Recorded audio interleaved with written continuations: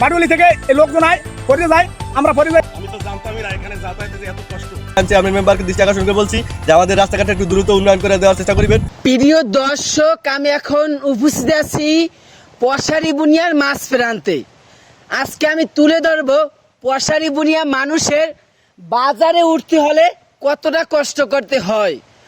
তো আমাদের মাছ প্রাণ থেকে, পশারি বুনিয়ার মাছ প্রাণ থেকে শিকাও বুনিয়া বাজারে যেতে হলে আমাদের কতটা কষ্ট করতে হয় তা আপনারা দেখতে আছেন। কোনো গাড়ি ঘোড়া যায় না, বাজারে যেতে হলে মাথায় কইরা নিতে হয়। ইতিমধ্যে আপনারা আবার দেখতে আছেন আমাদের যে পশারি বুনিয়া থেকে সাইসে বুনিয়া উঠতে হলে কতটা কষ্ট করতে হয়, কতটা ভোগান্তি করতে হয় বৃষ্টির সিজনে।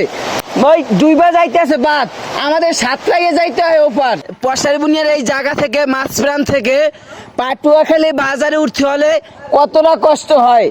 যেমন এই সামনে ভেঙে গেছে রাস্তা, যাতায়াত করতে অনেক কষ্ট হয়, গাড়ি ঘোড়া চলে না, আমাদের বোঝা বিড়ে বাজারে নিতে হলে অনেক কষ্ট করতে হয়।